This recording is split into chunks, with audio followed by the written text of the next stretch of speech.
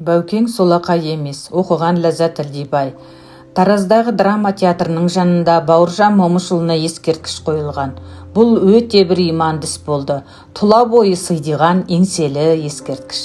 Баукеңдей батырды алмауыт тұлпарға мінгізіп қойса да болар еді, бірақ бір бастық ескерткіштің бәрі аттылы болып бара жатыр депті. Мейлі ғой, бірақ мына тұла бойы тік тұрған Баукеңнің қылышы оң қол жағына тағылыпты.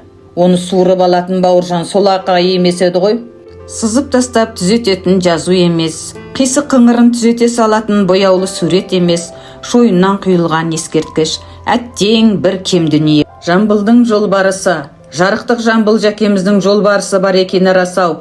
Оны бұл дүниеден өтерінде өзі де айтқан ғой. Үлкен баласына: Тезекбай, қамдана бер, менің жолбарысым маған қарамай тау жаққа кетіп қалды. Кешікпей мен де кететін шығармын деп еді-ау.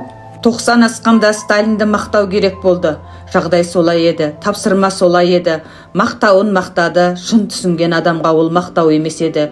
Күндіз барда түнде жоқ, күнде орнында. Түнде барда күндіз жоқ, айда баяғыдай. Ал Сталин баяғыда өлген.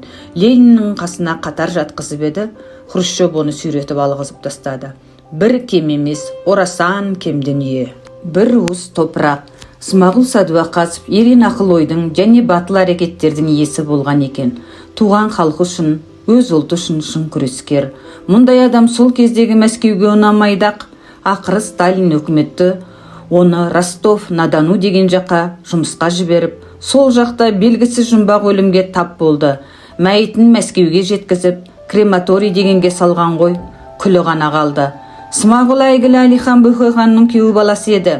Әлекеңді сол жолы крематорийдан Тұрар Рысқұлов, тағы бір қазақ, сірә Нұрмақов сүйеп алып шығады. Сөйткен Тұрардың өзі де 1938 жылы көктемде Сталин тізімімен атылды. Әлихан Бөкейханға да Сталин оғы атылды.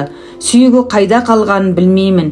Есіл ерлерге сөйтіп туған жерден топырақта бұйырмаған ғой. Әттең бір кем дүние. Тыңдағандарыңызға рахмет. Алдағы уақытта Ақсақ Темірдің аманаты мен Құралахан әңгімесін тыңдайтын боласыздар. Лүпіл басып қолдап отырыңыздар. Қош сау болыңыздар.